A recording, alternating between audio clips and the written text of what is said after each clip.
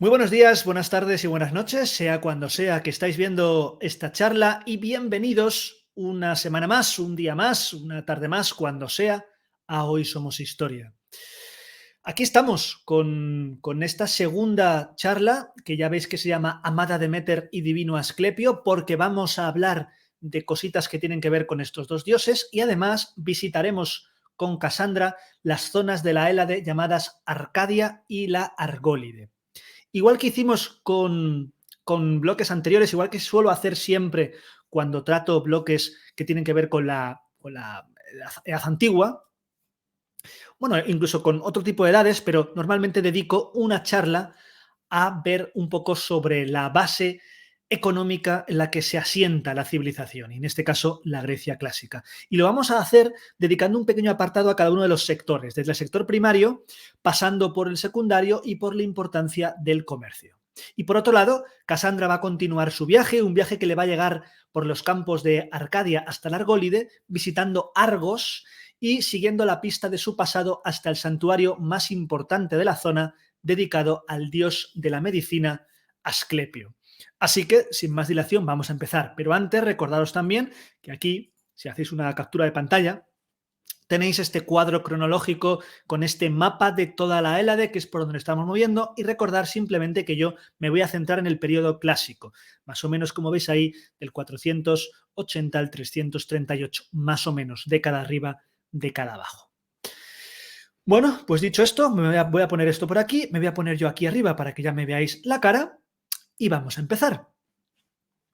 Y empezamos, empiezo diciendo que hablar de economía en las sociedades antiguas es casi siempre sinónimo de hablar de agricultura.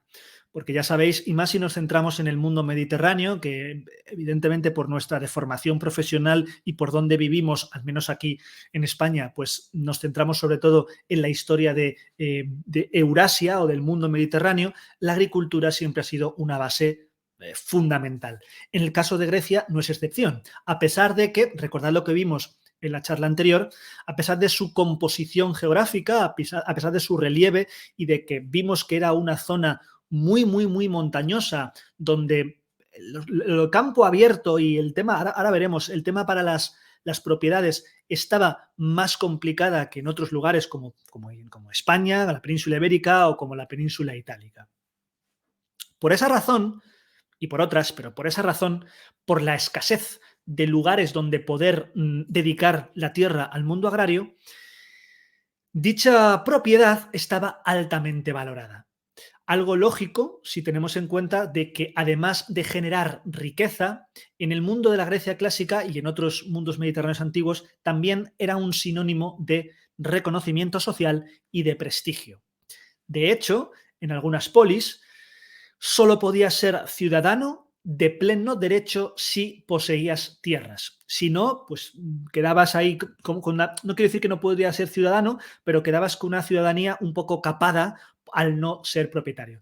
Ya vimos también el otro día que, dependiendo de qué polis estemos, pues estas reglas, estas normas, estas leyes varían, porque ni muchísimo menos tenemos un sistema unitario para toda la Hélade.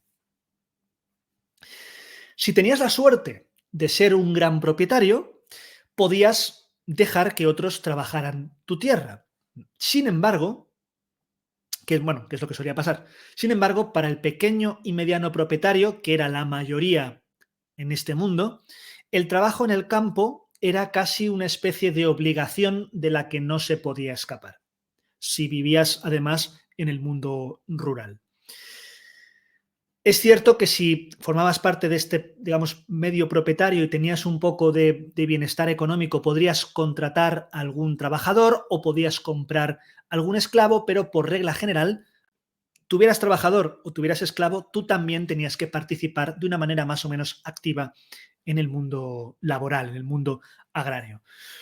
Como suele pasar en muchos casos, y lo veíamos el otro día, pues Atenas es donde más conocemos, es el lugar más que conocemos porque nos han quedado muchos textos escritos de legislación, de normas, de tributación, etcétera, etcétera. Entonces, en el caso de Atenas, repito, Atenas, y ahora voy a dar unas cifras y demás simplemente para que os hagáis una idea de cómo eran las propiedades y también que os hagáis una idea de la monedita, la extensión media de las propiedades agrícolas de la polis de Atenas y sus alrededores era de entre 5 y 7 hectáreas, para que os hagáis una idea en cuanto al tamaño, la extensión media.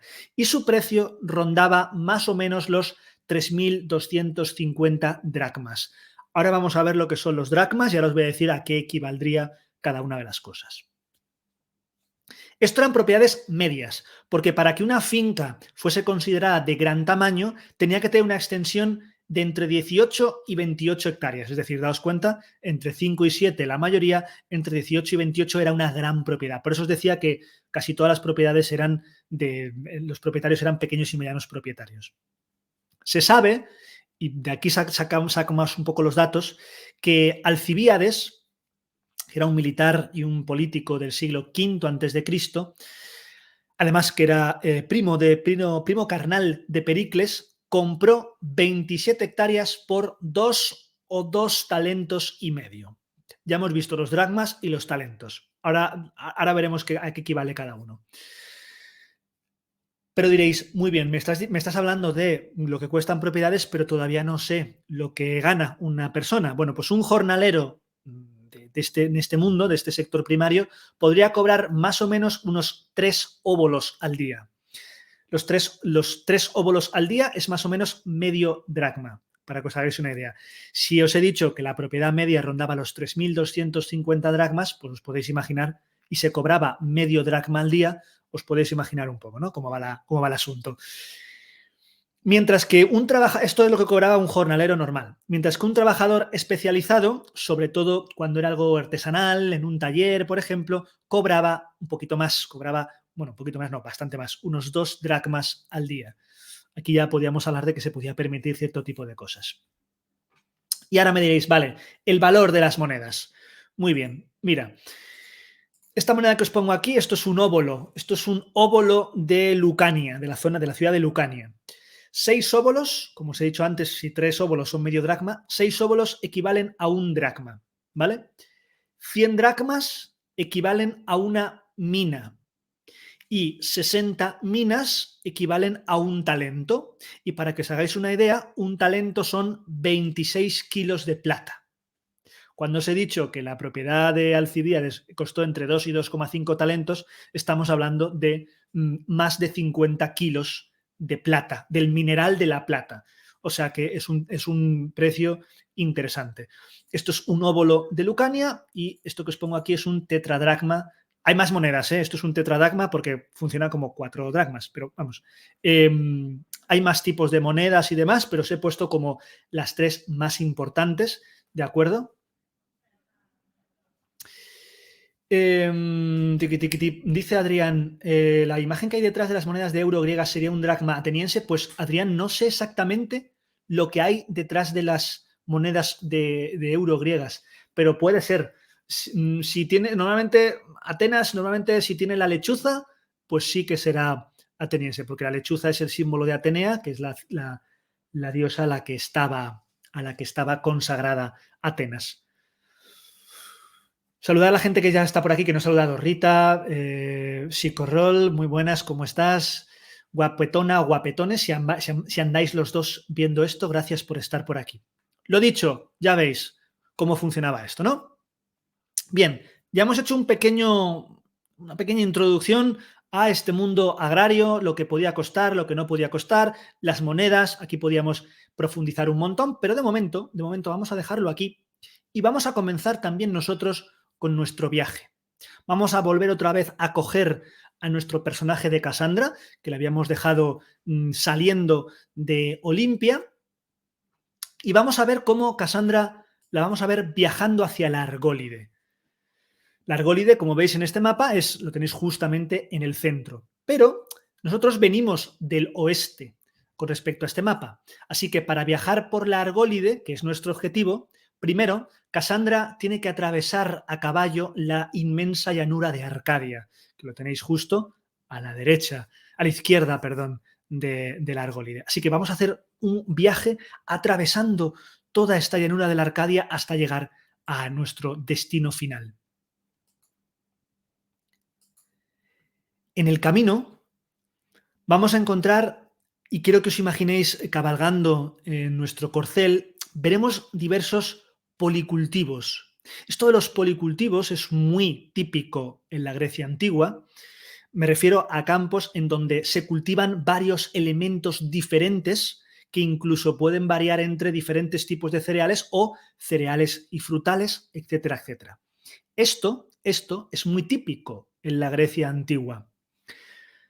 Básicamente porque los microclimas que produce la orografía hacen que en grandes propiedades o en propiedades un poquito más grandes, fijaos esta, por ejemplo.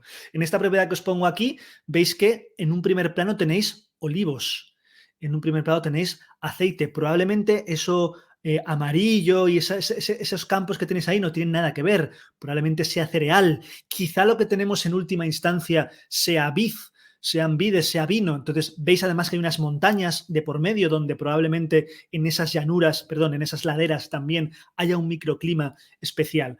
Por tanto, esta orografía marca también el tipo de cultivo que vamos a tener en la Grecia clásica. Además, también por esta orografía y también por el tipo de terreno, a veces se da que estos terrenos tienen poca productividad. Y esto hacía que, por tanto, había que ser inteligente para diversificar. Porque si tú, por ejemplo, tenías un terreno en el cual solamente tenías trigo y la productividad del trigo de ese año, por lo que fuese, venía regular, pues a lo mejor te venía bien haber tenido olivo, o a lo mejor te venía bien haber tenido otro tipo de cereal, o algún frutal, o incluso alguna hortaliza, legumbres, etcétera. Por tanto, las dificultades geográficas y de clima también daban lugar a estrategias originales e inteligentes que quizá luego en muchos casos en otro tipo de lugares pues no era así. Y podemos ver los grandes campos de trigo, que es trigo y ya está, no hay nada más. Pero en este caso en Grecia sí. Imaginaos cabalgando entonces con Cassandra por este lugar y por el camino también nos cruzaremos con algunos agricultores que viven en la polis y que cada día se acercan a sus campos para trabajarlo. Pero también nos vamos a cruzar con pequeñas comunidades de agricultores en donde residen normalmente los más humildes, aquellos que se ayudan unos a otros, aquellos que están alejados del bullicio de la ciudad y que viven de una manera diferente. Pero esto quiero que lo tengáis en cuenta. No solamente la gente que vive en los campos son los que trabajan en los campos. Hay campos alrededor de las polis de personas que van y vienen de la polis, como hoy día nosotros vamos y venimos de nuestro trabajo. Llegamos pues a una de estas grandes producciones, una de estas grandes propiedades. Quizá ese 10% de propiedades colectivas que existen en general en esta zona, ya sea propiedad colectiva gubernamental o ya sea alguna sociedad privada de ciudadanos. Esto creo que lo tenéis en cuenta también. Esto también funcionaba en la Grecia clásica, la propiedad colectiva. No era mucho, si lo tenemos en cuenta con el total, un 10%, pero existía. Si nos acercamos veremos más de cerca las parcelas, con una dedicada a plantas y cultivos arbustivos, otra a cereales, otra a vides, otra para cultivos arbóreos, como por ejemplo los olivos, los almendros o las higueras, sobre todo, digamos que esta triada de los cultivos arbóreos era la más importante en esta Grecia continental al menos. En los cereales, la cebada es la parte más importante de la alimentación. Casi siempre tenemos como en la mente el trigo, en este caso no, cebada, seguida de las legumbres, como segundo elemento importante de la alimentación. En cuanto al olivo, sirve como alimento, es decir, las olivas, las aceitunas, y también como aceite para cocinar. Además, ese aceite se utiliza para otras cosas, para perfumes, para jabones, para el gimnasio, ¿vale? Para curtir los cuerpos con aceite. Ya vimos en la charla anterior cuando hablamos de Olimpia y de los Juegos Olímpicos como estos luchadores de lucha o estos deportistas se untaban en aceite. Y también algo muy importante para iluminar las casas, unas pequeñas lucernas o lamparitas de aceite. Me pregunta Iskander, ¿vivían más de la agricultura que de la ganadería? Sí, sí. Sí, ahora hablaremos, pero normalmente de la tríada mediterránea que cereal, vid y olivo, digamos. A veces esa tríada tiene el trigo, a veces tiene la cebada, pero básicamente de esto, de la agricultura. Como dice Juan Alberto, efectivamente, el vino era un buen negocio porque el agua de aquella época, bueno, no tenía ningún tipo de potabilización y dependiendo de dónde estuvieras, pues evidentemente la suciedad de las casas y de las calles pues hacía que el agua no fuese muy bebible. Esto no es solamente de este mundo, quiero decir, de esta época. Esto podemos remontarnos perfectamente a poner así, nos podemos remontar perfectamente hasta el siglo XVII y XVIII en algunos lugares, ¿de acuerdo? Hasta que empiecen a hacerse las grandes canalizaciones, que sí que es verdad que los romanos tienen un sistema, bla, bla, bla, pero también los romanos, los acueductos, tampoco es que algunos de ellos, en el momento en el que dejaban de mantenerse, el agua tampoco era tan pura como parece. Y que los acueductos no llegaban a todos los sitios. Llegaban a Roma y a grandes ciudades, pero a todos los sitios.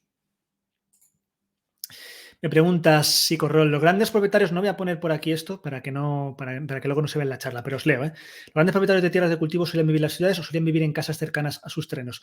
Los grandes propietarios normalmente solían vivir en las ciudades porque los grandes propietarios normalmente no trabajaban. Es verdad que las grandes propiedades que estaban alrededor de la polis, las más cercanas a la polis, solían ser las más caras de los grandes propietarios. Entonces, normalmente no vivían allí en... los medios y pequeños propietarios sí, pero los grandes propietarios normalmente no. Pero esto no implicaba que no tuviese una residencia y no tuviera una casita en esa propiedad que pudieran visitar y que funcionase un poco como un domicilio de verano o de invierno o segunda residencia, digámoslo así, ¿vale? Y aquí os voy a poner ahora una imagen para que veáis que en la cerámica no solamente hay representaciones de elementos míticos, heroicos y demás, sino que también hay cierto tipo de representaciones que tienen que ver con el modo de vida, que además nos dicen un montón de elementos. Esto que veis aquí son trabajadores vareando un olivo y cogiendo las olivas en una de estas cerámicas griegas. Bien, la viña era, como ha dicho también antes Juan Alberto, uno de los cultivos estrella. Normalmente en casa siempre había vino casero, producido por cada una de las familias de forma artesanal en cada mesa. De hecho, los griegos preferían el vino a la cerveza, a la que consideraban una bebida propia de bárbaros, esto también los romanos también, pero muchas veces pues hay que decir que la cerveza era, fíjate que la cerveza, invento egipcio, por cierto, en muchos casos era bastante más sencillo que el vino y en muchos casos daba bastantes menos problemas en cuanto a la conservación que el vino, pero bueno, cosas de bárbaros a pesar de que venía de Egipto. Y aparte de esto, una pequeña parte de la tierra, aparte de la vid, aparte del cereal y demás, se solía dedicar, siempre que era posible, al cultivo intensivo de regadío, donde ahí se cultivaban las hortalizas o frutas que eran también muy importantes dentro de la dieta, que de aquí viene lo de la dieta mediterránea, ¿vale? No viene tampoco de otro sitio, como podéis imaginar. Así que después de, aquí os he puesto aquí una imagen de una de las representaciones de una gran propiedad, sobre todo de olivos, perdón, de vino, un gran viñedo sacado directamente del Assassin's Creed Odyssey, que es con el que estuvimos utilizando este videojuego para dar estas charlas.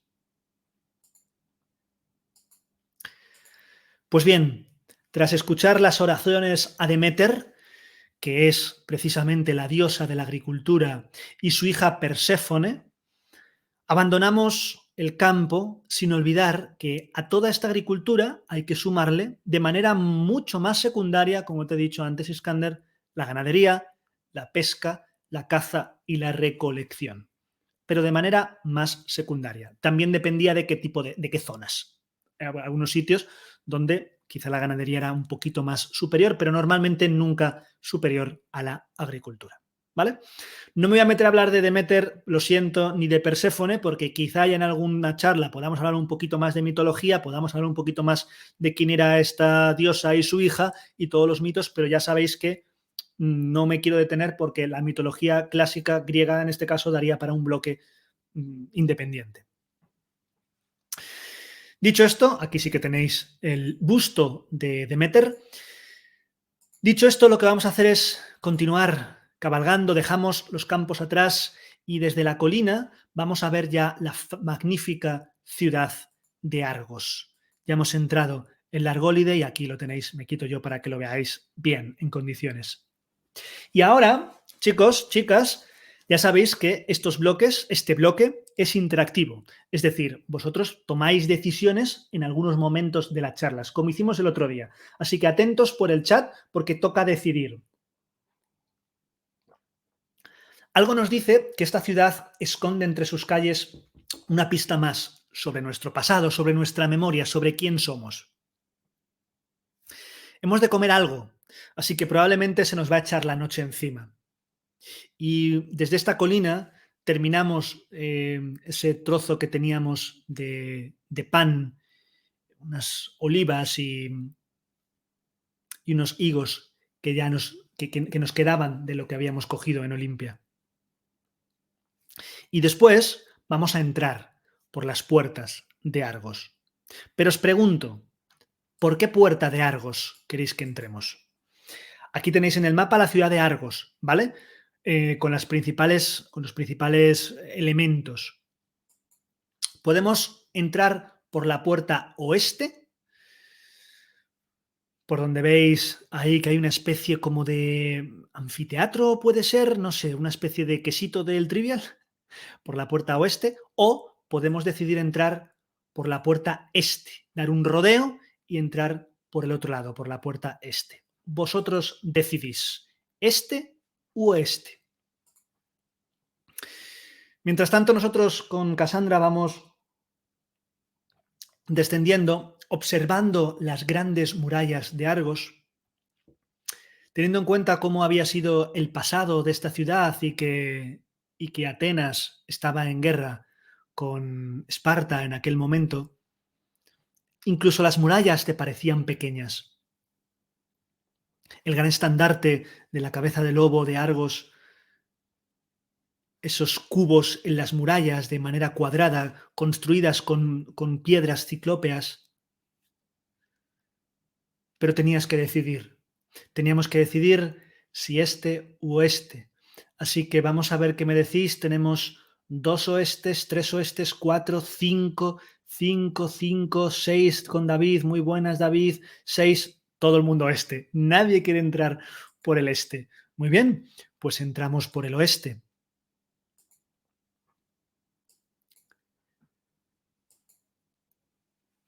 Ya es noche cerrada.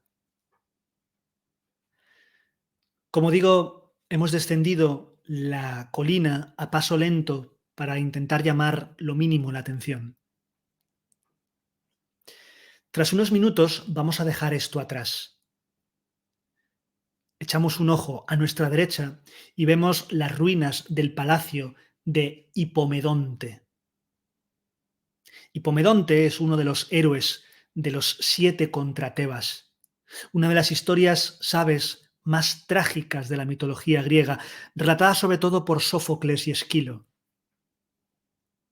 Una historia en la que 7 guerreros intentaron recuperar la ciudad de Tebas, atacando este enclave por cada una de sus 7 puertas.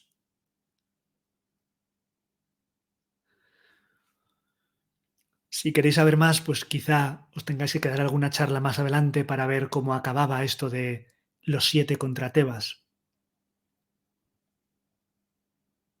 El caso es que este relato funciona como continuación de la saga de Edipo y está considerada como la primera de las grandes guerras en Grecia.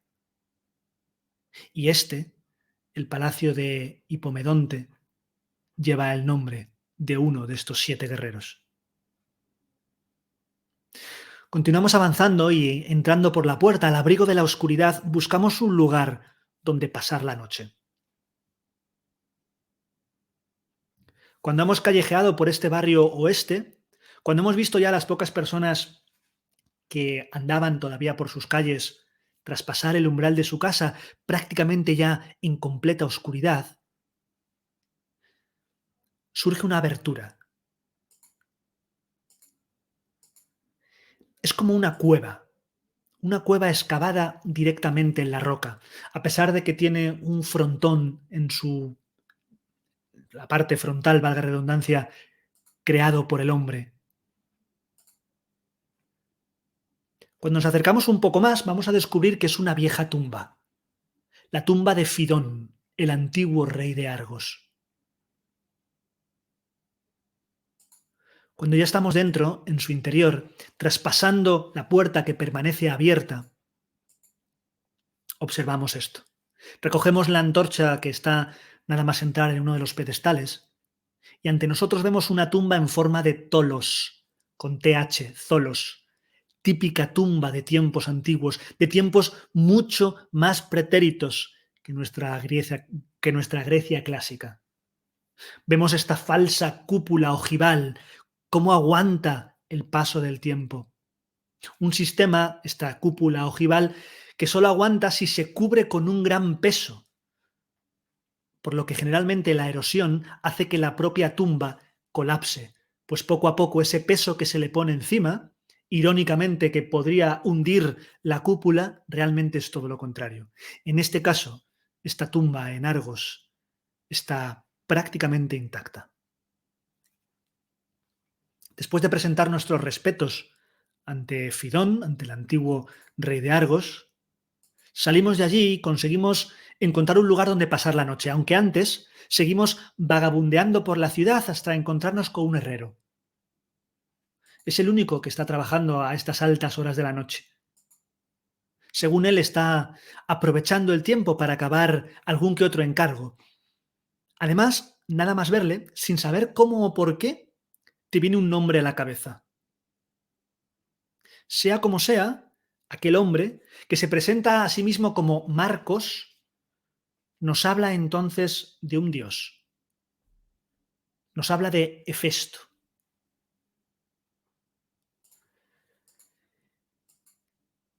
Y es que Hefesto era el dios de la metalurgia, el patrón de los herreros, de los orfebres, de los carpinteros, de los artesanos, escultores e incluso de los arquitectos. La creencia era que su taller se encontraba en el monte Olimpo o bien en la isla de Lemnos, dependiendo de la fuente, en cuyo caso se consideraba que era el fuego del volcán Mósiclo y que procedía, por tanto, de su fragua subterránea. El nombre de Festo estaba estrechamente relacionado con el fuego. Por ejemplo, durante la guerra de Troya, cuando el río Escamandro intentó ahogar al gran héroe Aquiles, Hefesto incendió sus orillas y toda la llanura que la rodeaba hasta que el agua hirvió como si fuese una caldera y se evaporó. Marcos nos cuenta además que Hefesto trabajaba, quizá no tan bien como él, lo dice con cierto orgullo, el cobre. Por eso se le representa normalmente con brazos fornidos, óptimos para empuñar martillos y tenazas, pero también con piernas débiles, porque estaba constantemente de pie delante del yunque. Algunas versiones incluso afirman que era cojo de nacimiento. Sería interesante quizá hablar ahora de Hefesto y de quién era hijo, de cómo surgió Hefesto y de las múltiples, digamos, particularidades físicas que tenía este hombre, no demasiado agraciado, pero no es momento, ya es de noche. Así que de momento dejaremos a Hefesto y continuaremos nuestro periplo.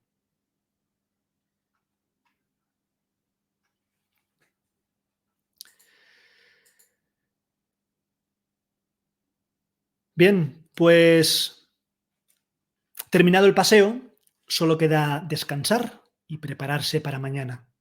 Epidauro, ese es el nombre que te ha venido a la cabeza justo ahí cuando hablaba, cuando Marcos te iba a contar aquello de Festo en esa herrería. Así que vamos para allá, vamos hacia Epidauro. Pero antes de eso, os leo por si tenéis alguna duda o alguna cuestión. Vamos a ver. Empatizamos con los pobres pies de la muchacha. ¿Hefesto no era el cornudo? Sí. Sí, sé por dónde vas, pero sí, sí lo era. De Afrodita, sin ir más lejos. Y Hefestión, el amigo de Alejandro, eso es. El amigo muy, muy íntimo, mucho. En fin, vale, pues continuamos. Vamos a hablar ahora un poquito de artesanía, ¿de acuerdo? Como, como ya vimos nosotros que dimos un bloque antes en Egipto, en la Grecia oscura y en la Grecia arcaica, la producción artesanal era básicamente individual y doméstica. Nosotros no hemos visto la Grecia oscura y la Grecia arcaica, pero para que sepáis, digamos que las primeras fases de la historia de la civilización griega, pues la arquitectura iba a decir, la producción artesanal, la artesanía era individual y doméstica, es decir, lo que tú te hacías para ti. Según va avanzando la historia, poco a poco, según aumenta la capacidad de comercio, empiezan a surgir verdaderos talleres y a contratar mano de obra, que podía ser libre o podía ser esclava, para este tipo de trabajos, para la artesanía. Pasaríamos, por poner un ejemplo, de tener tan solo mujeres trabajando la lana, como sucedía en los primeros años de historia griega, como vemos aquí en la imagen, por cierto, en esta vasija, a talleres especializados en tejidos de calidad, como por ejemplo el púrpura de Tiro.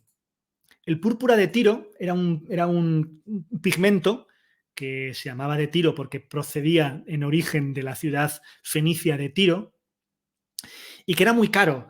Se utilizaba para prendas de lujo asociadas con el poder. De hecho, los emperadores romanos van a utilizar este púrpura para sus togas y esto se va a perpetuar Imperio Bizantino y nos va a llegar prácticamente durante mucho tiempo, ¿no? Era un pigmento que se saca de este pequeño molusco, de este animalito que se llama el murex, y como no era sencillo de coger y no era sencillo de extraer el pigmento y de fabricarlo, pues era muy, muy, muy caro y además solo se podía extraer en algunos lugares específicos de Grecia donde había este crustáceo, porque en otros lugares no había, no había piscifactorías de murex, para que os hagáis una idea. Otros productos, como por ejemplo el metal, el cuero y posteriormente la arcilla, se llevaban a cabo también en talleres especializados, que solían ser en gran medida talleres de ámbito familiar. Pero poco a poco, igual que pasa con otro tipo de talleres, se van haciendo cada vez más importantes, que cuando muere Pericles en el 429 a.C., se observa que hay una nueva clase social que emergía, que había emergido o por lo menos que ya se le podía considerar fuerte, que estaba asociada a no los ricos propietarios de tierras, que eso siempre había sido así, sino ricos propietarios de talleres. Es decir, poco a poco la actividad artesanal va ganando prestigio y va ganando poder y económicamente van accediendo a ellas los más pudientes. Por ejemplo, Cleón. Cleón, que quien sepáis un poquito de historia griega y sobre todo de la vida de Pericles, era el gran rival de Pericles, el principal opositor. Bueno, pues era uno de estos ricos propietarios de talleres que había ascendido socialmente. Esto que veis aquí, esto que vemos aquí, es una imagen de un zapatero, ¿vale? Pero como todo el mundo que hablamos de artesanía nos viene primeramente a la cabeza, una de las artesanías más famosas por lo que nos ha llegado es la cerámica.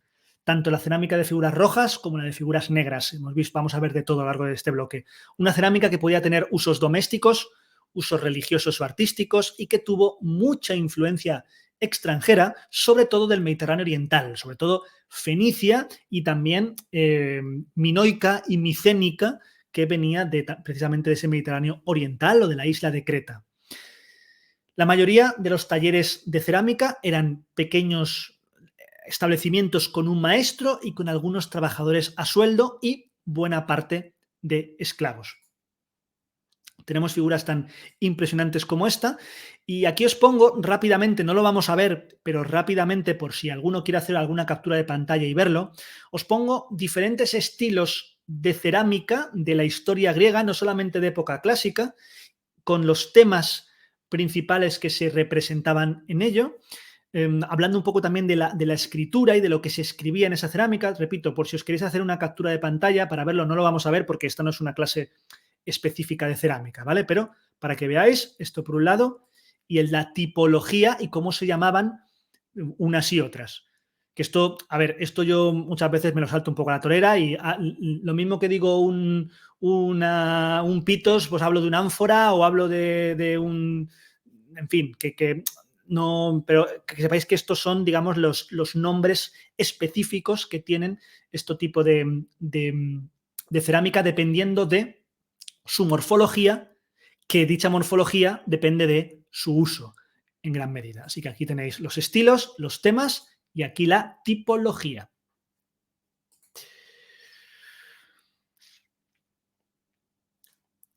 Vale. La metalurgia, otro de los grandes sectores de una parte de la Grecia clásica, al tener una geografía tan específica, con tantos montes, tantas montañas, la multitud de minas era evidente, destacando sobre todo las minas de plata de Laurion. Estas son las minas de plata de Laurion, los que pongo aquí, que estaban muy cerquita de Atenas. De hecho, las minas de Laurion fueron la principal fuente de desarrollo de Atenas durante gran parte del siglo V y se sabe que llegaron a tener túneles de más de 100 metros de longitud, excavados con un pico y con un martillo de hierro. Ahí no había otro tipo de elementos para poder excavar. 100 metros de longitud dentro de estos túneles, ¿vale? Una metalurgia con la que se desarrolló la escultura, el armamento y elementos decorativos. Escultura de bronce, sobre todo, armamento y diferentes tipos de decoración, sobre todo si tenemos en cuenta joyas y demás con la plata. Y por último, la otra gran industria artesanal era esta, el mármol, el trabajo del mármol, con especial interés en las obras públicas sobre todo y también en la escultura. Otro de los grandes elementos dentro de la artesanía. De todo había en Grecia, algunos sitios más, algunos sitios menos, pero aquí, como veis, una cantera de mármol justo al ladito de la costa del océano.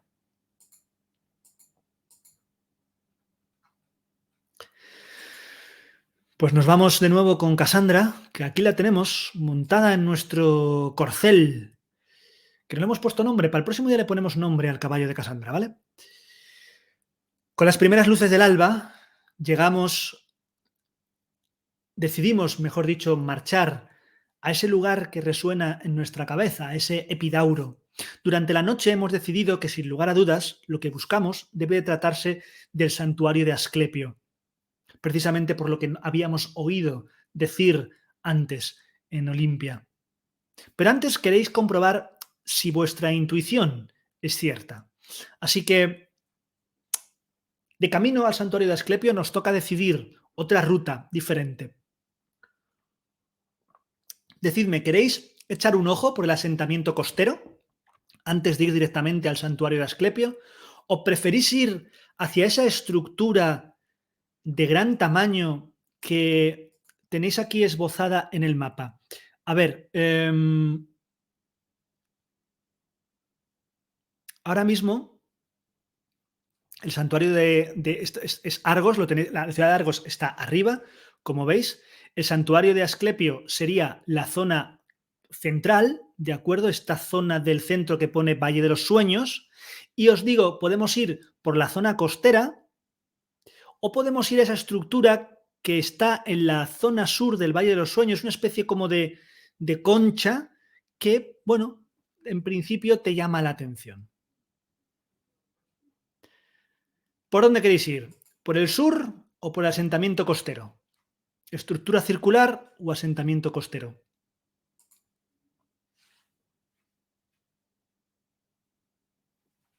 Dice José María que le pondría Chapa de nombre al caballo. Me gusta el nombre Chapa. Mirad, aquí en el mapa también veis la fragua de Festo. ¿Veis en esa isla, ese que es como un volcán y demás? Pues aquí tenéis una de las posibles localizaciones donde podía estar la fragua de Festo, en el interior de ese volcán. Lo tenéis en la parte derecha.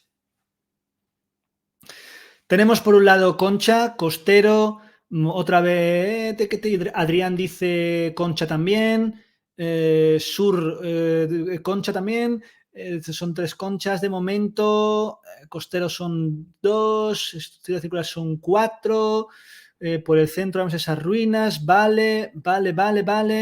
De momento creo que ha ganado esa estructura circular que tenemos en el sur antes que la costa.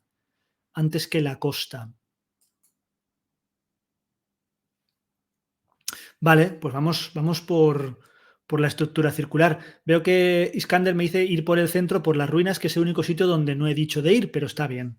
Pero está, pero está guay. Pero está guay. Porque es que no. El problema es que no puedo señalar en la pantalla para deciros cuál sería el caminito, pero bueno, no pasa nada. No pasa nada. Vamos con esa estructura circular, que tiene que ver más con ruinas que con otra cosa.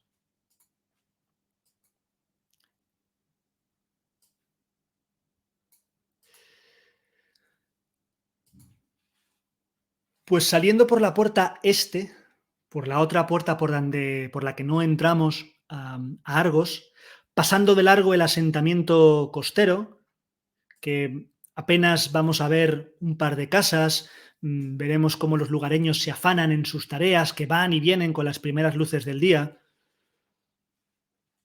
Vamos a llegar a una zona boscosa en la que apenas distinguimos nada. Te encaramas aquí, como veis, a una rama y echas un vistazo desde aquí arriba. Y sí, hay una estructura, hay algo circular ahí a tus pies, algo que poderosamente te llama. Al cerrar los ojos, como si a vista de pájaro se tratase, lo ves. Sí, es el gran teatro de Epidauro. Y algo resuena en vuestro interior. Os veis resbalando por aquella ladera mientras jugabais. Y veis también a aquel hombre llevándoos al santuario de Asclepio. Sí, definitivamente este es el lugar correcto.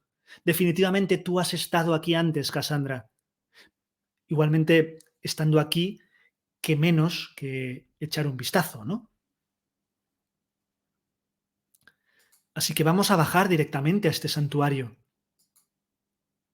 Y vamos a ver el célebre teatro de Epidauro, que se construye sobre la ladera del monte Cinortio. Se consideraba, y se considera hoy día, que tiene la estructura más perfecta de toda la antigüedad debido a sus proporciones armoniosas y a su excepcional acústica. Si alguno de vosotros o vosotras ha tenido la suerte de estar aquí, me entenderéis. El auditorio, que hoy día aún sigue prácticamente intacto, se construyó en la segunda mitad del siglo IV antes de nuestra era, antes de Cristo. En cambio, el escenario está en ruinas, pero su disposición básica todavía la podríamos distinguir claramente. El teatro acogía los concursos musicales que se celebraban durante las fiestas de Asclepio, y existen registros que indican que los griegos ya acudían aquí, a este teatro, a finales del siglo V a.C., antes incluso de que se hubiese construido completamente en piedra. Aquí veis, os pongo una fotografía, una imagen de cómo se conserva hoy este gran teatro. Pero hay más. Porque es aquí donde se celebra el Festival de Asclepio. Las fiestas religiosas dedicadas a Asclepio incluían concursos musicales, concluían competiciones deportivas. Al festival acudían rapsodas y citaredos, que eran cantantes, que competían por ver quién recitaba las mejores épicas. Los sacerdotes de Asclepio supervisaban a los músicos y ejercían como jueces en esta especie de concurso. El ganador lo decidía un jurado formado por un sacerdote, el líder de los médicos y un árbitro designado especialmente para la ocasión.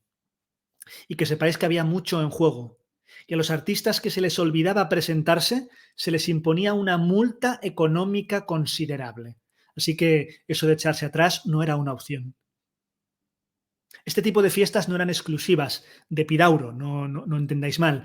Existen indicios de que también se celebraban en otro tipo de santuarios como el de Gina, el de Gortina, Kos, Pérgamo, Trica, etcétera, etcétera. En Atenas, que también se celebraba este tipo de festivales, coincidía además con las Dionisias, es decir, con el momento de exaltación al dios Dionisio. Pues tu destino, Cassandra, está claro. Tras rememorar estos momentos dolorosos, quizá, solo queda poner un pie en el santuario de Asclepio y buscar respuestas. Lo veremos. Pero antes de nada, os leo. Me recuerda mucho a Assassin's Creed, efectivamente, Assassin's Creed. ¿Cuánta gente podía asistir al mismo tiempo a ese teatro? Pues no te sabría decir exactamente cuánta gente, pero probablemente varios miles. No sabría. Es que ahora mismo. Espérate, mira, como estamos en directo, voy a ver si busco. No sé si la capacidad exacta del teatro de Asclepio vendrá por aquí. Unos 12.000 espectadores, más o menos, con unas gradas supletorias.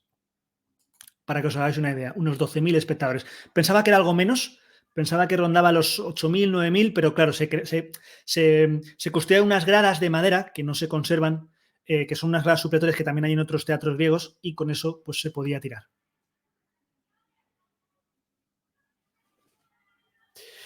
Muy bien, pues vamos a continuar con nuestro periplo y vamos a continuar hablando ahora de otro elemento que es el comercio.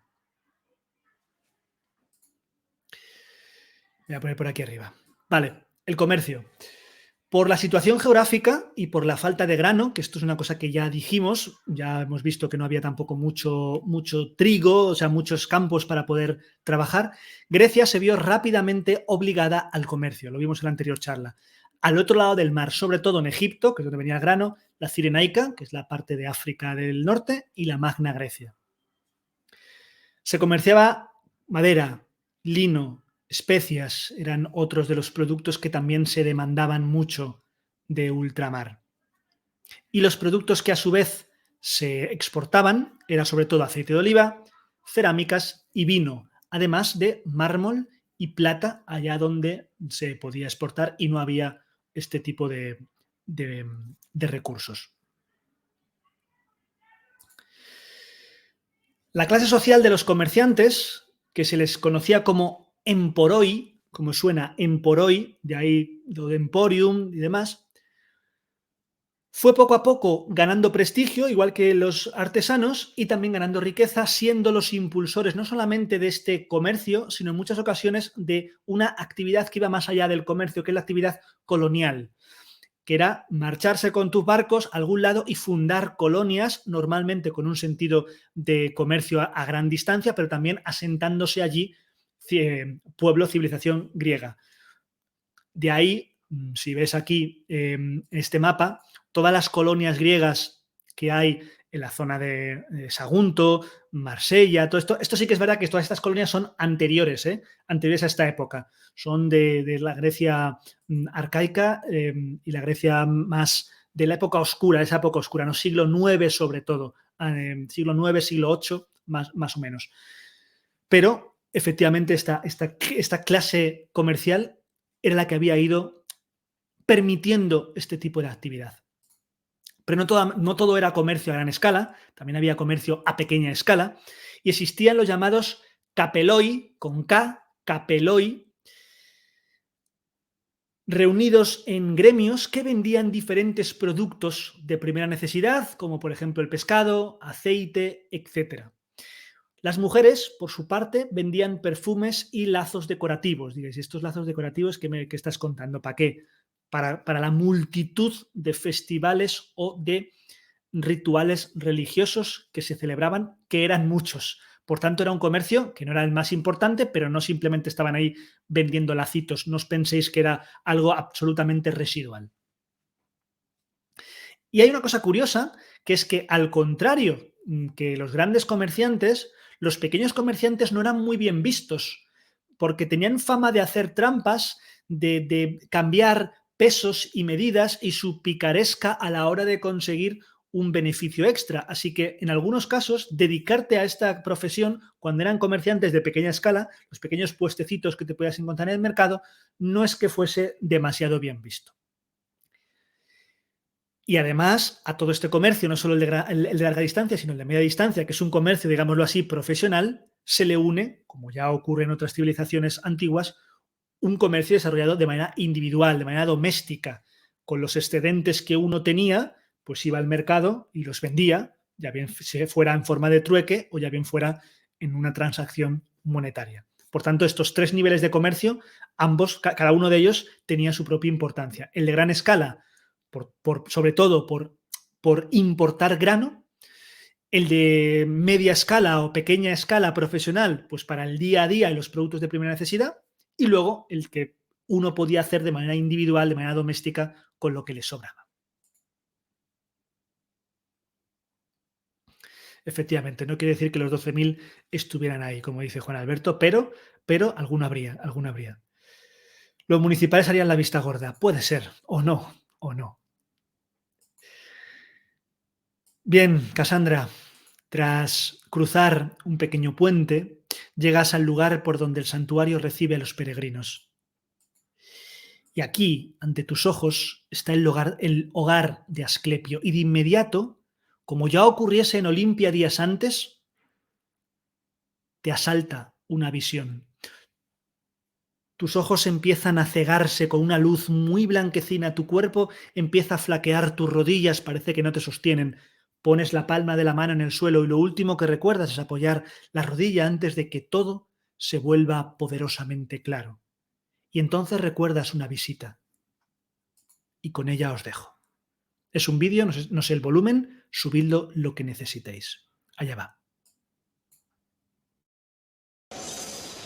Errante, te doy la bienvenida al santuario de Asclepio, remanso de paz y curación. Me llamo Heródoto y soy un sencillo viajero de Halicarnaso. Me dedico a indagar en el porqué de eventos como guerras y calamidades. Describo lo que veo y registro lo que me cuentan. Todo ello con el objeto de comprender mejor los motivos por los que suceden estas cosas. El santuario de Asclepio es un lugar fascinante incluso para aquellos sin interés en la medicina. En este lugar asombroso se daban la mano, la mística, la religión y la ciencia. Y si alguien sufría un desvanecimiento, tenía la suerte de estar rodeado de los mejores médicos. Este es el santuario de Asclepio, dios de la medicina. Aquí acudían los cansados y enfermos en busca de curas para sus males. Estas curas eran a veces proporcionadas por los profesionales de la medicina, aunque otras procedían de los propios dioses. En esta visita conocerás el funcionamiento interno del santuario y la peculiar forma que tenían los griegos de entender la medicina. Espero que te diviertas. Te estaré esperando cuando concluyas la visita.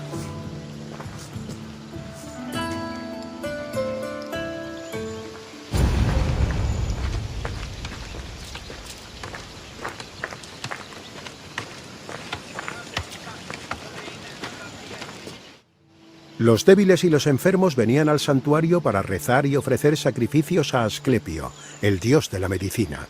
Según el mito, Asclepio fue una vez un médico mortal que terminó por convertirse en un dios.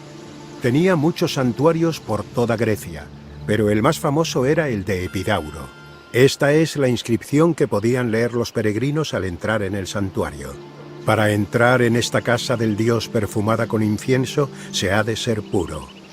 Y el pensamiento es puro si se piensa con devoción.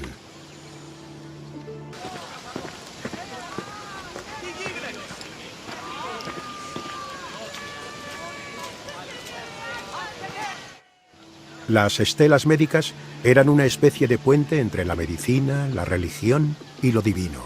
Eran losas con inscripciones que alababan las virtudes y méritos de Asclepio y describían sus métodos curativos. En ellas se relataban los sueños que había tenido el paciente en el Abaton, uno de los edificios más importantes del santuario. En las estelas podía leerse el nombre del paciente, su enfermedad y cómo fue curado por Asclepio. Es probable que fuesen escritas por los sacerdotes, o al menos bajo la supervisión de estos. Asclepio era una deidad compleja. Además de ser dios, recibió formación como médico y fue discípulo del centauro Quirón.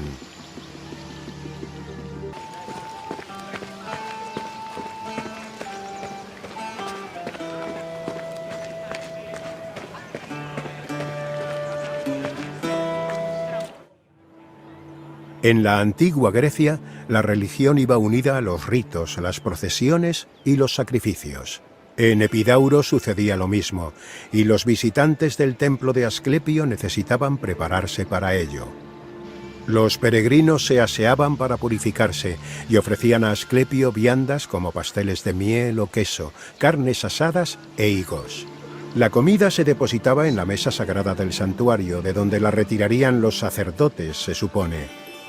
Tras las ofrendas preliminares se conducía a los visitantes al Abaton, donde con suerte encontrarían a Asclepio en sueños. Las estelas médicas mencionan que algunos pacientes sanados hacían ofrendas adicionales a Asclepio para agradecer su curación.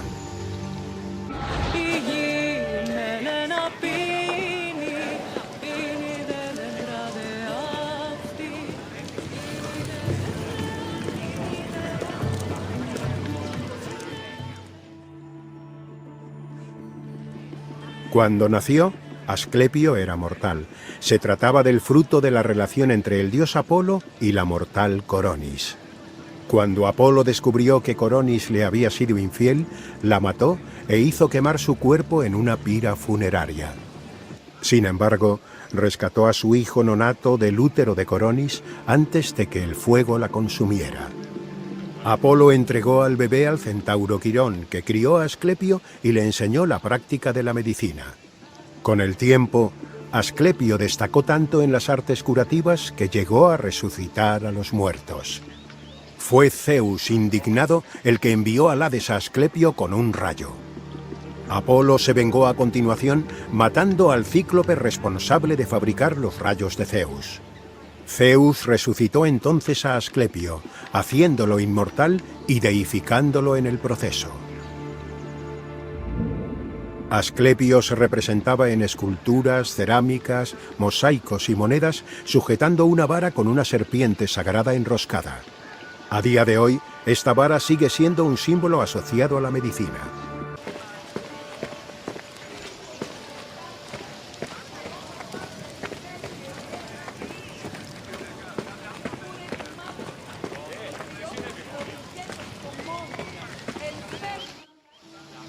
En el Epidoteion vivían los sacerdotes.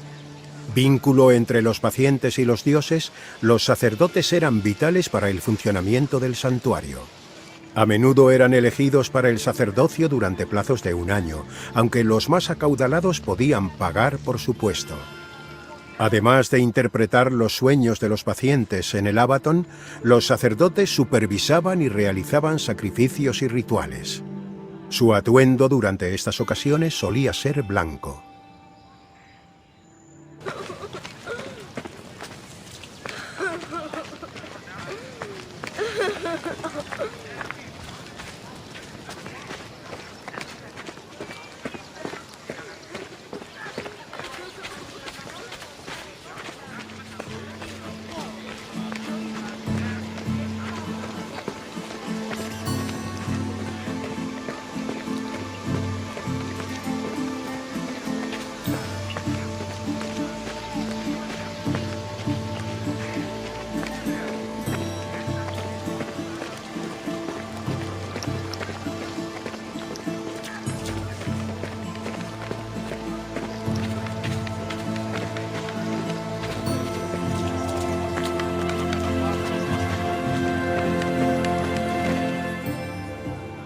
El Abaton se construyó en la linde norte del santuario y rodeaba un pozo sagrado cuyas aguas se creía que tenían propiedades terapéuticas.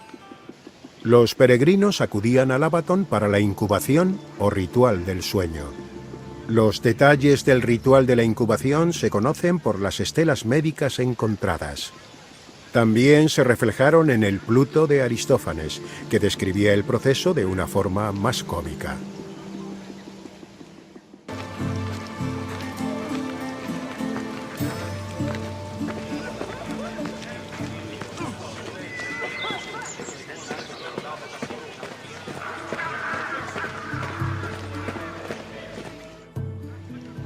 La incubación era el ritual celebrado por los peregrinos en el Abaton. Una vez completados los rituales preliminares, los peregrinos podían acceder al edificio sagrado, donde se tumbaban boca abajo. Mientras se dejaban llevar por el aroma del incienso, los sacerdotes apagaban las lámparas de aceite y pedían silencio para dormir. Una vez dormidos, Asclepio se les aparecía en sueños para darles su consejo médico. Los consejos iban desde dietas y recomendaciones de tratamientos hasta solicitudes de ofrendas específicas o rituales religiosos. Al despertar, los sacerdotes interpretaban los sueños de los pacientes, a no ser que el sueño los hubiera sanado milagrosamente. Pero cuando ya no se podía hacer nada por un paciente, había que sacarlo del Abaton. Esto se hacía para no violar la ley que decía que nadie podía morir ni nacer dentro del edificio.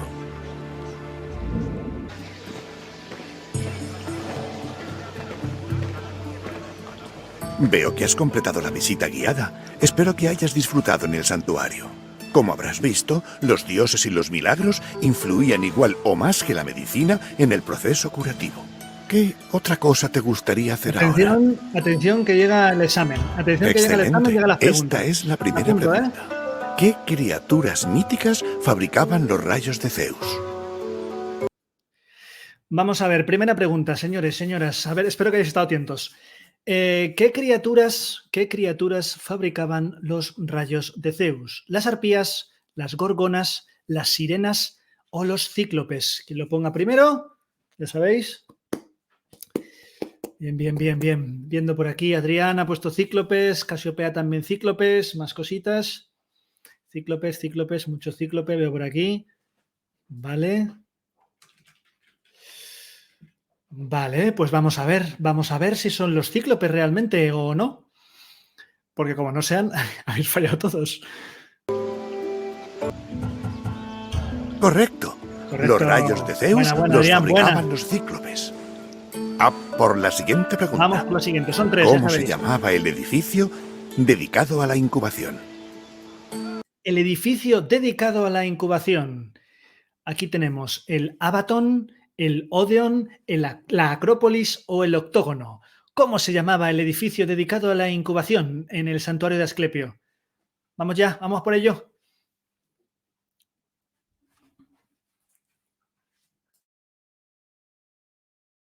Abaton leo por aquí, Iskander es el primero, Casiopea también. Acordaos que las tildes no las tengo en cuenta, ¿vale? No os preocupéis. Abaton. Vale, Abaton, parece Iskander que te la vas a llevar, parece. Vamos a ver si era Abaton. Sí, los peregrinos ingresaban en el Abaton y realizaban un ritual del sueño confiando en su sanación. Tengo una última pregunta. ¿Quién era el padre de Asclepio? ¿Quién era el padre de Asclepio? ¿Hipócrates, Higia, Apolo o Panacea? ¿Quién era el padre de Asclepio? Voy a apuntar aquí, Iskander. Esta es fácil. De hecho, es la más fácil de todas. Tiki. Hipócrates dice Iskander, vale, más. Apolo dice Tesinami. No, bueno, antes lo ha dicho Adrián. Atención, tenemos un Apolo antes, dicho por Adrián. Al menos a mí me sale así en el chat. Tenemos un mierda también, dicho por Iskander. Creo que ese no está, pero eso pasa por escribir muy rápido. Vamos a ver si era Apolo, como ha dicho Adrián, o si era Hipócrates. Apolo. Sí, Apolo era el padre de Asclepio y su madre era una mortal llamada Coronis. Has demostrado conocer el santuario de arriba a abajo. Buen trabajo. Muy bien, que tu gesta por el saber sea fructífera y satisfactoria. Pues muchas gracias, Heródoto. Nosotros nos vamos a quedar aquí y vamos a continuar con la charla. Espero que os haya gustado este pequeño vídeo del santuario de Asclepio. Ahora os acordáis, ahora es cuando Casandra recuerda.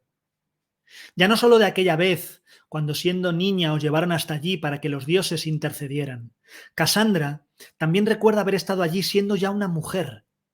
Lo realmente extraño es que esta visita, esta ensoñación que acabáis de tener, este personaje femenino por el que habéis visto el santuario, era vuestra madre. En un recodo del camino, en el lugar donde visteis en vuestra visión a Heródoto, allí sigue, como si los años no hubiesen pasado para él. Entonces se acerca, os saluda y tras una conversación poco trascendente, os invita a pasear por el santuario. Y os pregunta, ¿por dónde prefieres ir? ¿Por el este o por el oeste? Perdón, ¿por la zona norte o por la zona este? Que si no siempre me decís lo mismo. Aquí tenéis el mapa, podéis decidir zona norte o zona oeste.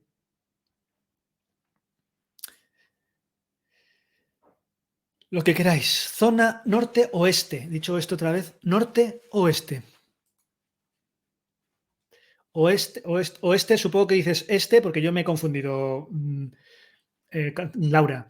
Norte, hay tres nortes, un este, tres nortes, un este, o a lo mejor es como Iskander, que dice justo la que no he dicho, pero no, creo que en tu caso no. Oeste, hay de momento 1, 2, 3, 4 nortes, 2 estes, 4 nortes, somos 12 personas. Si alguien vota, esto es una subasta, oeste, oído este, oído norte, oído norte, no, norte a la 1, norte a las 2, norte a las 3. Nos vamos por nuestra visita al norte. Y veis cómo el viejo Heródoto camina, agarrado a vuestro brazo, y apenas habéis avanzado unos metros cuando llegáis hasta aquí, hasta los baños. Con esa cadencia y esa maestría en su oratoria, os cuenta que, precisamente, es probable que los baños de Epidauro tuvieran usos tanto religiosos como curativos. A los visitantes se les alentaba a purificar el cuerpo antes de acceder al Abatón. Los baños también se empleaban para tratar diferentes dolencias. Los antiguos griegos, nos dice Heródoto, conocían la importancia de un buen baño y el propio Hipócrates los clasificaba meticulosamente en función de qué afecciones y dolencias aliviaba. Por ejemplo, recomendaba darse un baño caliente para curar enfermedades que afligieran a los pulmones o los riñones. Independientemente de cuál fuera el problema, Hipócrates sabía que qué baño los solucionaría. De hecho, nos dice Heródoto, la importancia del agua era tal que unos metros más allá llegáis hasta una zona que, según vuestro guía, se utiliza como fuente de purificación. Porque precisamente el peregrinaje al santuario de Asclepio era un proceso de purificación. Desde un punto de vista religioso, las enfermedades eran un tipo de corrupción que los dioses podían ayudar a purgar. Incluso los autores hipocráticos recomendaban visitar el santuario, especialmente si la única alternativa era acudir a un sanador incompetente o novicio. Es decir, incluso los más científicos recomendaban la visita a Asclepio. Los peregrinos que visitaban el santuario de Epidauro debían purificarse antes de poder entrar. Por suerte, cerca había baños y fuentes sagradas como esta que cumplían exactamente ese propósito más allá del estético o decorativo. Y además, nos dice, no solo purificaban el espíritu, sino que también servían para lavarse, otra condición indispensable para acceder al santuario.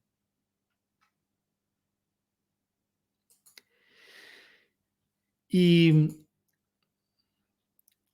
del brazo de nuestro Cicerone particular, del brazo de Heródoto, vamos a recorrer algunos otros lugares, pero que nosotros ya no escucharemos, y solamente veremos que ya poco a poco oscurece. El día en el santuario ha pasado entre charlas, recuerdos, entre multitud de peregrinos que hemos visto ir y venir. Algunos os contaron su historia, otros han preferido reservársela única y exclusivamente a Asclepio. Eso sí, al acabar el día, Heródoto os lleva a ti, a Casandra, a la casa de huéspedes. Según dice, esta noche él corre con los gastos. Pero antes quiere decirnos algo. Heródoto nos dice: cuando tu madre estuvo aquí, tú ya estabas aquí. Todos dijeron que venías de las estrellas, del otro lado. Yo solo sé que no ha pasado un solo día sin que recordara su visita y la tuya, aunque tú aún no recuerdes. No soy yo el que te revelará tales secretos. Eso sí, puedo regalarte un recuerdo más. Un recuerdo primero, un lugar después. Tú eliges un viaje de vuelta a Argos, donde conocer algo más de su arte con el bronce, o un paseo por la gran urbe, conociendo algo más de la cerámica. Y nosotros elegimos, vosotros elegís. ¿Queréis conocer algo más sobre el bronce o algo más sobre la cerámica? Contadme.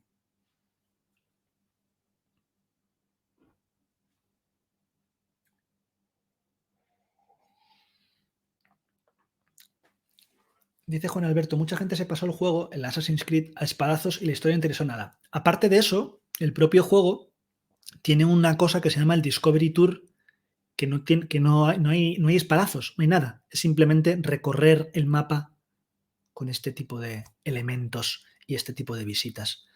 Así que, a ver, cerámica. Tenemos una cerámica, un bronce, dos cerámicas, tres bronces, cuatro bronces, cinco bronces, cuatro cerámicas. Atención que creo que hay empate. A ver, un momentito. Tenemos una cerámica, un bronce, dos cerámicas, dos bronces, tres bronces, cuatro cerámicas, un bronce más. Pues tenemos bronce. Creo que bronce se ha llevado. Y plata. Creo que bronce se ha llevado el gato al agua. Bueno, pues vamos con el bronce y os voy a poner un pequeño vídeo, pero antes, Heródoto te anima a que cierres los ojos. Y así lo haces. Y a través de sus palabras revives ese paseo por Argos donde aprenderemos un poquito más del bronce. Así que un nuevo vídeo, disfrutadlo. Sabemos que la zona que luego sería Argos lleva habitada desde el tercer milenio a.C., pero no fue hasta el siglo VII a.C. que se convirtió en una ciudad-estado.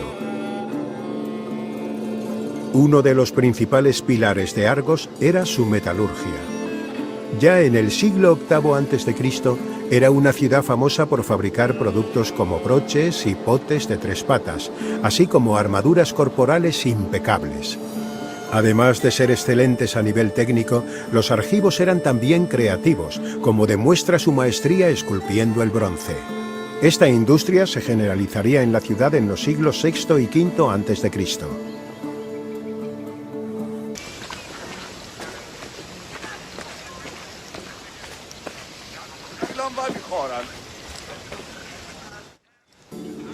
El bronce es una aleación compuesta de un 90% de cobre y un 10% de estaño. Por eso, había que fundir cobre y estaño para combinarlo y obtener el material adecuado para esculpir. La aleación de bronce tenía que ser fundida luego en hornos especiales. Estos hornos requerían una enorme cantidad de combustible y con frecuencia se alimentaban con carbón de maderas muy concretas. Puede que algunos estuvieran forrados de una capa protectora de arcilla, algo que tenía bastante sentido, dado que la temperatura de fusión del bronce ronda los 950 grados Celsius. Los hornos eran desechables, y una vez fundido y repartido el bronce necesario, se desmontaban.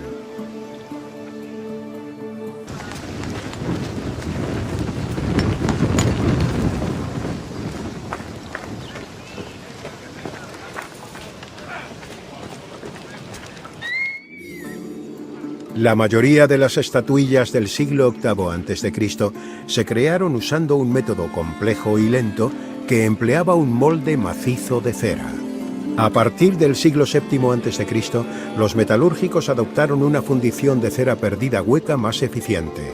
El fundamento de este método consistía en esculpir modelos en cera y crear moldes sobre estos modelos.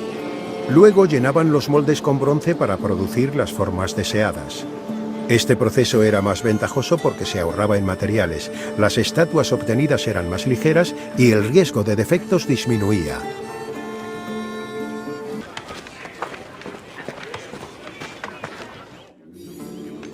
Una vez modeladas todas las piezas de la escultura, se soldaban y se procedía a trabajar sobre ellas en frío.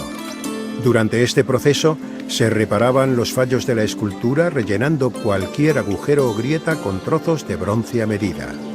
Después de esto, la escultura se rascaba, cincelaba y pulía hasta que el acabado era el deseado.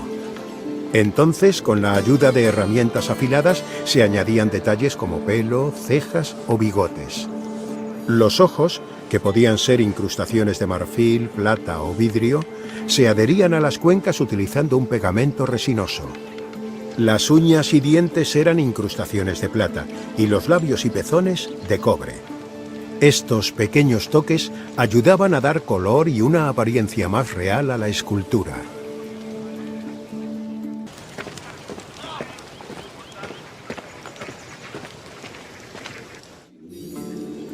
La tradición griega de esculturas de bronce es larga y variada. Durante el periodo geométrico del 900 al 700 a.C., las esculturas representaban idealizaciones de héroes, aurigas y caballos, y la mayoría de ellas se dedicaban a los santuarios. A partir del siglo VII a.C. nos encontramos con el periodo orientalizante. En esta época, Grecia empieza a usar técnicas escultóricas del este. Además, el espectro de representaciones se amplía e incluye criaturas mitológicas como grifos y esfinges. El periodo arcaico produjo estatuas que reflejaban una mayor comprensión de la anatomía humana, lo que acabó culminando en las realistas y poderosas esculturas humanas del periodo helenístico.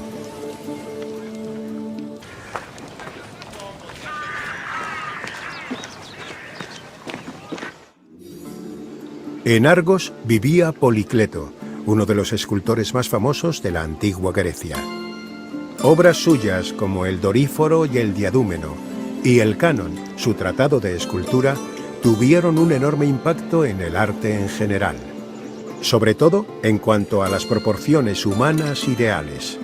Por desgracia, los originales de las esculturas de Policleto se perdieron hace mucho, como la mayoría de los bronces de la antigüedad.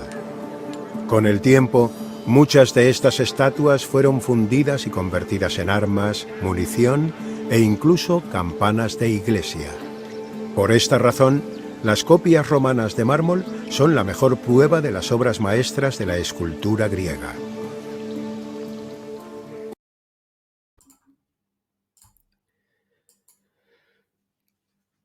Al terminar esta visión, dos cosas llaman tu atención. En ese recuerdo, de nuevo, no eras tú misma. Eras un hombre. Eras un hombre caminando por Argos, con armadura. Cuando lo compartes en alto con Heródoto, este contesta: «Eras tú, aunque no lo fueras. Lo comprenderás a su debido tiempo». Además, llama tu atención sus últimas palabras. «Te dije que te diría un lugar. Pues bien, el oráculo. En el oráculo encontrarás la respuesta que buscas, aunque no donde cualquiera la buscaría». Y dicho esto, Heródoto, aquel que ha dicho que todos dijeron que venías de las estrellas del otro lado, desaparece tras la puerta y te deja a ti, Casandra, con nuevos recuerdos y con nuevas dudas. Dudas que intentaremos resolver quizá en la siguiente charla. De momento, ¿qué es lo que hemos visto hoy? Pues hoy hemos visto cómo la tierra y la propiedad marcaron la sociedad griega desde sus inicios y muy especialmente en esta época clásica. Hemos conocido algo más sobre cultivos y agricultura, marcada sobre todo por su geografía y por sus microclimas. Tras un recorrido por los campos de Arcadia, hemos entrado con Casandra en la Argólide, visitando algunos de los rincones de Argos que despertaron parte de nuestros recuerdos. Hemos hablado de artesanía, tanto la que se llevaba a cabo de manera más doméstica como aquella que requería talleres especializados, destacando sobre todo cerámica, metalurgia, minería y mármol. Hemos esbozado los pilares de una civilización comercial importadora de productos de primera necesidad y volcada al comercio exterior, sobre todo el comercio alrededor del Mediterráneo. Hemos visitado Epidauro y su principal atractivo, el santuario de Asclepio, aprendiendo la visión que los griegos tenían de la medicina, al menos una de las visiones con respecto a la medicina. Así, a través de un viaje que vosotros habéis elegido, hemos dado un paso más para conocer el pasado de Casandra y, al concluir su periplo por esta zona de Grecia, solo nos queda dar las gracias a la amada Deméter y al divino Asclepio. Nada más, nada menos, gracias por estar aquí, una charla más. Hoy no me voy a ir, no os vayáis aunque despida, me quedaré con los de directo en la podcharla. A los que estás en diferido, gracias, nos vemos la semana que viene o en la siguiente charla si lo estás viendo en otro momento. Un abrazo enorme, nos vemos la siguiente y hasta entonces, seguid haciendo historia.